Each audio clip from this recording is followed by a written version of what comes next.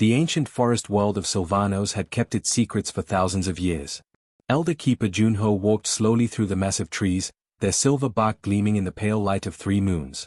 He was old even by Drakmori standards, his scaled skin bearing the deep green patterns that marked him as one of the last archive keepers. The message from Vega Prime had troubled him deeply. Strange signals from dead space. Energy patterns that defied explanation. The High Council wanted answers, and they had come to him because the Drakmori were the galaxy's memory keepers. What they found troubling, he found terrifying. Deep beneath the great trees lay the vault of forgotten things. Junho had not descended into its depths for over 3 centuries. The spiral staircase carved from living wood seemed to pulse with each step as he made his way down into darkness.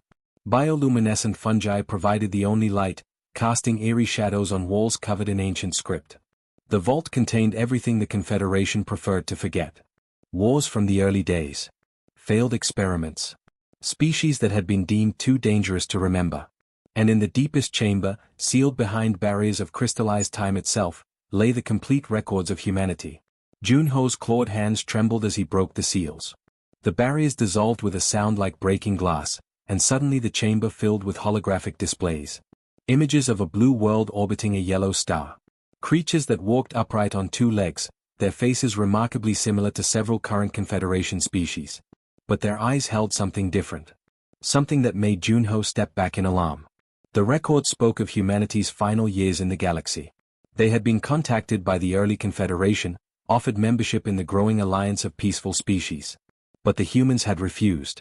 Not because they were primitive or afraid, but because they had detected something the Confederation had not.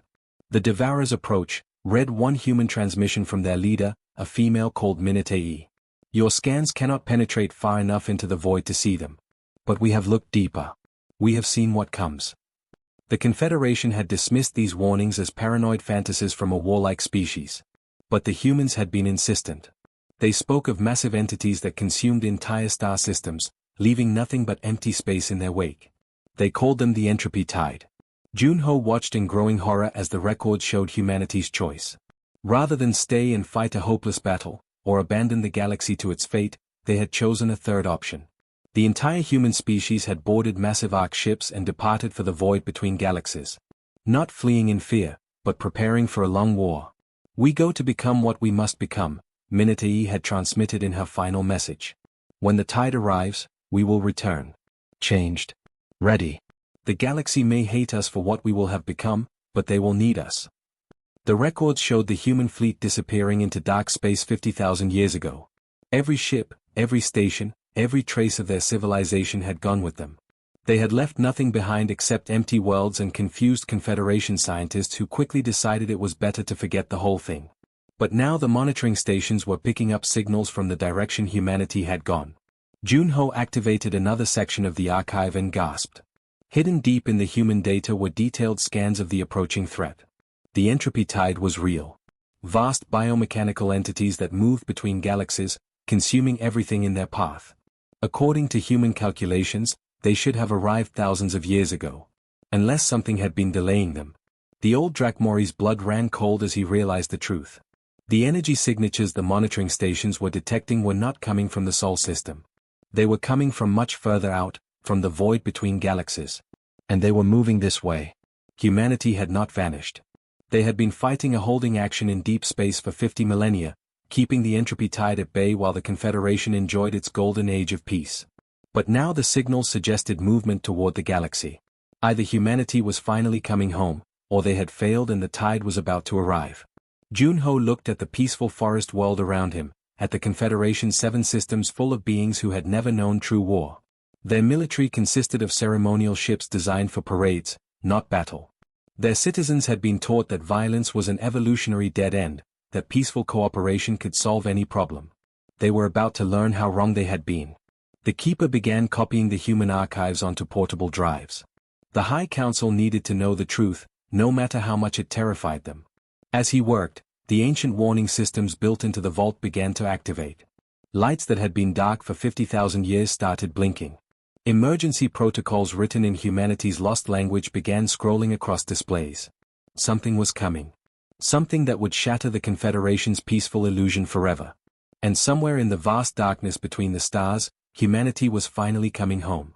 The emergency sirens had been silent for so long that most beings in the galaxy had forgotten what they sounded like. But now they wailed across Confederation space, an ancient song of warning that made every species' survival instinct scream in terror. Admiral Hyjin stood on the command deck of the CSS Harmony, the Confederation's flagship, watching her sensors fill with impossible readings. The energy signatures that had started as faint whispers from dead space were now roaring like stellar storms. And they were getting closer. Called her communications officer, a nervous young Althorian named Kale. We're receiving transmission requests on frequencies we've never seen before. The computers can't even classify them. Put it through, Hyjin ordered, though every instinct told her she would not like what she heard. The bridge filled with static, then cleared to reveal a face that made everyone step back in shock. It looked almost familiar, like the ancient species they had studied in xenobiology classes, but changed. Enhanced. The features were sharper, the eyes held depths that seemed to see through dimensions, and when the figure spoke, its voice carried harmonics that resonated in ways that made their bones ache. "This is Fleet Admiral Minute-Ho of the Human Expeditionary Force," the figure said in perfect Confederation standard. "We are approaching Confederation space. Do not interfere with our operations." The transmission cut off, leaving the bridge in stunned silence. Humans? The mythical species that had supposedly died out eons ago. But the being they had just seen was nothing like the primitive creatures described in their history books. "Admiral," whispered Dr. Lirin, the xenobiologist who had first detected the strange signals. "The scans are showing massive energy displacement. Whatever's coming, it's big. Bigger than anything we've ever seen." Light years away, the first human ships began dropping out of hyperspace at the galaxy's edge. They were not the crude vessels that Confederation archaeologists had theorized about. These were constructs of impossible beauty and terrible purpose, their hulls seeming to shift between dimensions, their weapon systems based on physics that the galaxy's greatest minds could not comprehend. Fleet Admiral Minute-Ho stood in the command center of the flagship Eternal Vigil, watching tactical displays that showed the current state of Confederation space. 50,000 years in the void had changed humanity in ways their distant cousins could never imagine. They had become something more than they once were, adapted for war in ways that would horrify the peaceful galaxy they had left behind. "Status report," Minute-Ho commanded. "All battle groups have reached their positions," reported Captain Sejin, her voice carrying the same enhanced harmonics as her admirals. "The Confederation fleets are maintaining safe distances. They seem confused." Minute-Ho almost smiled at that. Of course they were confused. The galaxy had spent 50 millennia convinced that violence was an evolutionary dead end, that peaceful cooperation could solve any crisis. They had built their entire civilization on that lie, while humanity had spent the same time learning the harsh truth about survival in an uncaring universe. "Begin deep system scans," Minute-Ho ordered. "I want to know their defensive capabilities." The scans completed in minutes, and the results were exactly what Minute-Ho had expected. Pathetic. The Confederation's military consisted of ceremonial vessels designed for parades and exploration. Their weapons were barely capable of mining operations, let alone combat. Their soldiers had never seen real war. "Admiral," Captain Sejin's voice held a note of concern. "The long-range sensors are detecting the advanced scouts of the entropy tide. They're 3 months out, maybe less." Minute-Ho nodded grimly. 3 months to prepare a galaxy that had forgotten how to fight for a war unlike anything they had ever imagined. The entropy tide was not merely an enemy to be defeated. It was extinction given form, a force that consumed entire civilizations and left only empty space behind. Humanity had been fighting them in the void for 50,000 years, learning their patterns, developing weapons and tactics that could slow their advance. But the tide was vast beyond comprehension, and even humanity's transformed fleets could not stop them alone. The galaxy would have to learn to fight, or it would die. On Vega Prime, the Confederation Council met in emergency session. The holographic displays showed human ships spreading throughout their space, taking positions around key worlds and strategic points. The vessels made no hostile moves, but their very presence was a declaration that the old order was ending. High Counselor Zephyros paced back and forth, his energy form flickering with agitation. "They ignore our communications. They deploy without permission. This is an invasion." "Is it?" asked Dr. Lirin quietly. She had been studying the human ship configurations. "Their positioning suggests defensive formations, not offensive ones. They're protecting our worlds, not threatening them." "From what?" demanded another counselor. Before anyone could answer, new alarms began sounding. The deep space monitoring stations were detecting something else approaching from the void. Something vast and terrible that made the human fleet look small by comparison. The entropy tide had found them. And suddenly, the humans' return made terrible sense. They had not come as conquerors or refugees. They had come as soldiers, returning to defend a galaxy that had forgotten how to defend itself. The peaceful age was ending, and the war for survival was about to begin. The first human ship to reach an inhabited world chose poorly from a diplomatic standpoint. It emerged from hyperspace directly above New Corvin, the Confederation's most peaceful garden world, during their festival of eternal harmony. Millions of beings had gathered in the floating crystal cities to celebrate 50,000 years of unbroken peace. The celebration stopped abruptly when something the size of a small moon appeared in their sky. Captain Daeun watched from her bridge as panic spread across the world below. The human vessel Silent Thunder was not even one of their larger ships, yet it dwarfed anything in the Confederation fleet. Its biomechanical hull seemed to pulse with its own life, covered in structures that bent light in impossible ways. Reported her tactical officer, Wu Jin, "We're receiving thousands of communication attempts from the surface. They're demanding we identify ourselves and state our intentions." Daeun studied the scan results flowing across her displays. New Corvin had a population of 8 billion beings. Their military consisted of 3 ceremonial guard ships armed with what humans would consider mining lasers. The planetary defense grid was designed to stop asteroids, not invasion fleets. "Open a channel," she ordered. "All frequencies." The ship's communication system, evolved through 50 millennia of deep void operations, easily penetrated every network on the planet. Daeun's image appeared on every screen, every display, every communication device on New Corvin simultaneously. "People of New Corvin," she began, her voice carrying the strange harmonics that marked humanity's evolution. "We are the children of Earth, returned from the void. We come not as conquerors, but as guardians. A great darkness approaches your galaxy, and we have come to stand against it." On the planet's surface, High Administrator Felnix of the Corvani stared at the image in disbelief. The being looked almost familiar, like the extinct humans from ancient records, but transformed. The eyes held depths that seemed to see across dimensions, and the voice resonated in frequencies that touched something primal in every listener's mind. "Impossible," Felnix whispered. "Humans are extinct. They were a failed species that destroyed themselves with warfare." But even as he spoke, more ships were appearing in the system. Dozens, then hundreds, then thousands. Each one different from the others, as if they had been grown rather than built. Some resembled great serpents coiled around themselves, others looked like crystalline flowers that bloomed with deadly beauty, and still others seemed to shift between states of matter as they moved. The human fleet spread throughout Confederation space with purpose that spoke of careful planning. They took positions around every major world, every trade route, every strategic resource. But they made no hostile moves.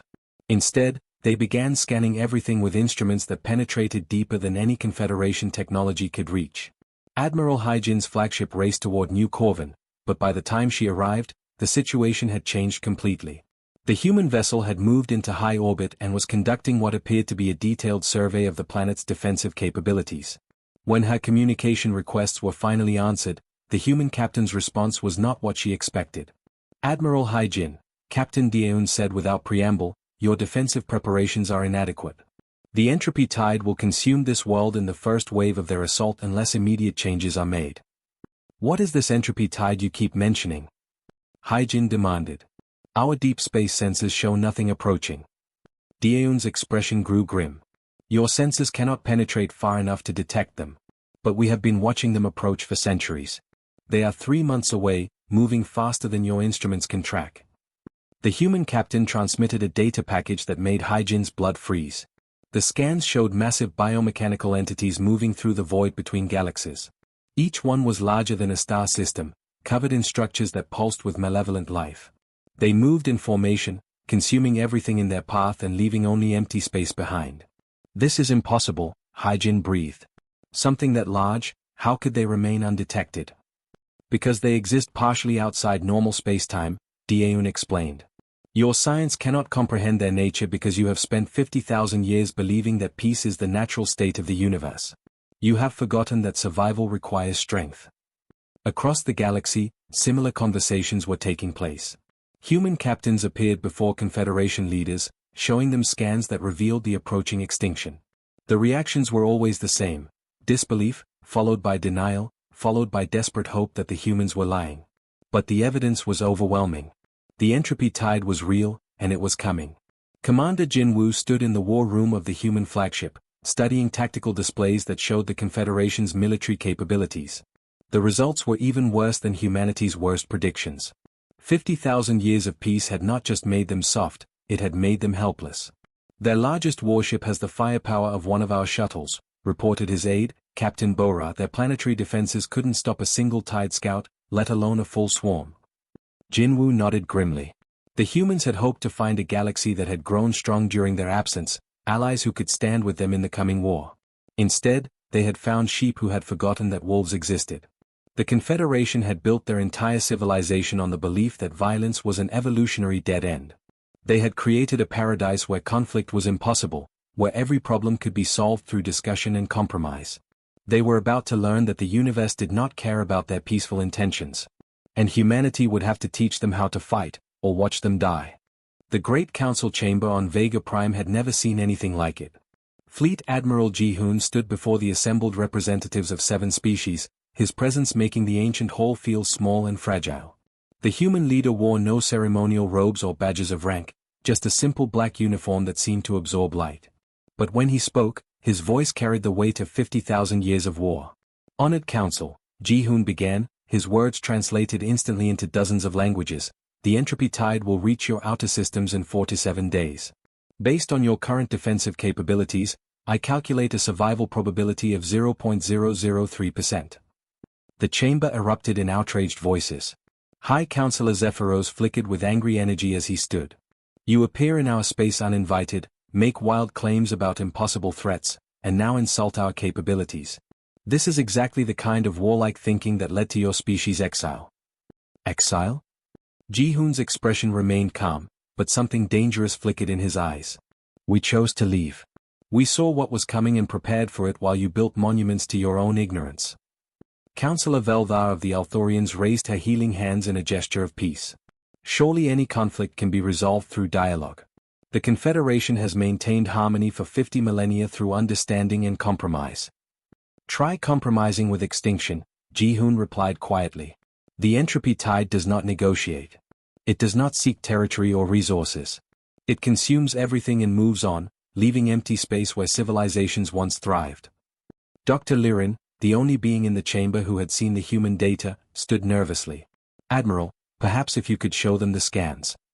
"I have seen these so-called scans," interrupted Councillor Threx of the Zenthak. "Computer simulations can be made to show anything. I believe this is an elaborate deception designed to make us accept human military occupation." Several other councillors voiced agreement. To them, the idea of an unstoppable cosmic threat was less believable than a human trick. Their entire worldview was built on the principle that intelligence could solve any problem, that violence was never necessary. "You know what I think," said Councillor NYX of the Corvani, her crystalline form chiming with agitation. "I think humanity brought this threat here. They spent 50,000 years in the void, probably awakening things that should have remained sleeping. Now they return as saviors from a crisis they themselves created." The accusation sent angry murmurs through the chamber. It made sense to beings who had never encountered a problem that could not be talked away. Humanity was violent and militaristic, therefore they must be responsible for any violent threat. Ji-hoon listened to their accusations without expression. When the chamber finally quieted, he spoke again. "In approximately 4 to 7 days, you will see the truth. I hope some of you survive long enough to remember this conversation." He turned and walked out, leaving the council to debate whether humanity should be expelled from Confederation space entirely. The answer came sooner than anyone expected. 38 days later, the Outer Rim colony of Peaceful Harbor simply vanished. The colony had been humanity's first real home outside Earth, a garden world where 2 million Althorians lived in perfect harmony with nature. One moment it was transmitting its daily status reports, and the next it was gone. Not destroyed, gone. The star system remained, but every trace of life had been consumed, leaving only empty planets orbiting a lonely sun. Admiral Hyjin's rescue fleet arrived to find something that defied understanding. Where Peaceful Harbor had flourished, massive biomechanical constructs drifted through space like living asteroids. They pulsed with sickly light and moved with purpose that spoke of alien intelligence. When her ships approached, the constructs turned toward them with interest that made every sensor scream warnings. All ships, maintain distance, Hygiene ordered, but it was too late. The lead construct opened like a flower, revealing structures inside that bent space itself. Energy beams that existed in dimensions the Confederation had never discovered reached out and touched her flagship. The massive vessel, pride of the Confederation fleet, simply ceased to exist. Not vaporized or destroyed, erased, as if it had never been built. The remaining ships fled in terror, carrying news that shattered 50,000 years of peaceful certainty. More worlds vanished in the following days. Garden planets, trade stations, entire systems consumed by the advancing scouts of the entropy tide. The Confederation's ceremonial fleets attacked bravely and uselessly, their weapons barely scratching the biomechanical horrors that devoured everything in their path. Panic spread like wildfire through Confederation space. Billions of beings who had never known fear suddenly faced extinction. They had no weapons that could hurt the invaders, no tactics for fighting an enemy that existed partially outside normal space, no experience with warfare of any kind. The same council that had rejected humanity's help now met in desperate emergency session. "We must contact the humans," Velvar pleaded, "her healing gifts useless against this cosmic threat. They warned us. They tried to help." "It goes against everything we believe," Zephyros protested, but his energy form flickered weakly. 3 Zenthak worlds had already fallen. "What we believe is irrelevant now," Dr. Lirin said quietly. "The universe does not care about our philosophy. We need the humans, or we all die." The vote was unanimous. With their perfect society crumbling around them, the Confederation finally did what they should have done weeks earlier. They begged humanity for salvation from the darkness they had refused to see coming. The emergency transmission reached Fleet Admiral Ji-hoon as he stood in the command center of the human flagship Eternal Vigil.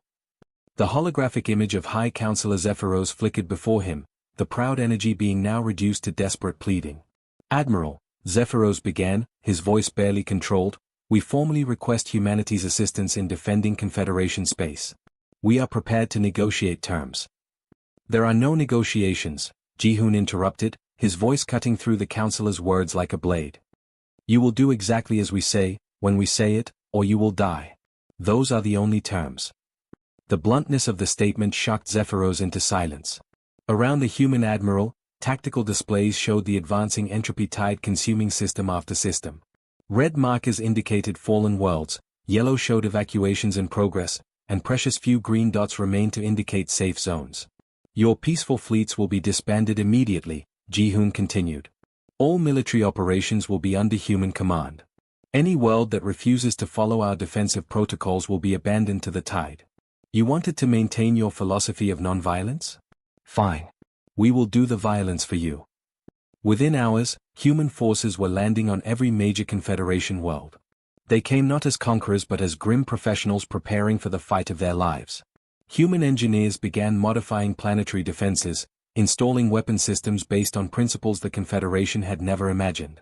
Human soldiers trained local populations in basic survival techniques, though everyone knew the real fighting would be done by humanity alone. Captain Minute G stood on the bridge of the destroyer Sacrifice's Edge, as the main entropy tide fleet finally arrived. Through the view screen, she could see them emerging from hyperspace like living nightmares. Each biomechanical entity was the size of a small planet, covered in structures that pulsed with alien hunger. They moved with purpose that spoke of intelligence far older than any galactic civilization. "All ships, this is Admiral Ji-hoon," came the fleet-wide transmission. "Remember what we learned in the void. The tide feeds on life and energy, but they have weaknesses. Target the neural clusters. Ignore the defensive screens. And remember, some of us will not be coming home." The first wave of human ships accelerated toward the enemy at speeds that would have torn apart any Confederation vessel. They had been modified over 50,000 years of void warfare, their hulls reinforced with materials that existed in multiple dimensions, their crews enhanced to survive conditions no normal being could endure. Minute G watched her tactical display as the battle began. Human fighters swarmed around the massive bioships like angry insects, their weapons carving deep wounds in alien flesh. But the tide fought back with weapons that violated the laws of physics. Space itself bent and twisted around their attacks, creating zones where time moved differently and gravity pointed in impossible directions. "Captain," her weapons officer called out, "the lead bioship is heading for New Corvin. Our fighters can't stop it." Minute G looked at the trajectory calculations and felt her heart sink. The massive entity would reach the garden world in less than an hour.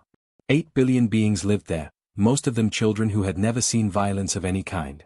Set collision course, she ordered quietly. Her crew looked at her in shock. They had known this moment might come, but the reality of it still hit like a physical blow. The sacrifice's edge was home to 3,000 human souls.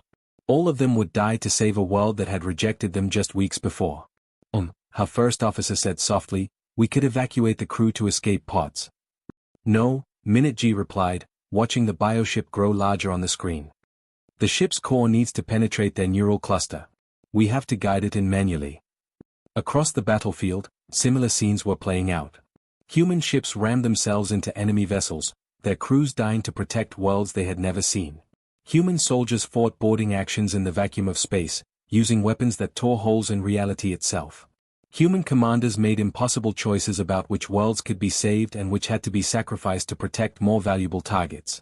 The Confederation species watched from their protected bunkers, horrified by the brutality of real warfare. They saw humans dying by the thousands to protect beings who had called them primitive savages. They watched tactics that violated every principle of civilized behavior, strategies that required sacrificing some to save others. And slowly, they began to understand what humanity had become during their long exile.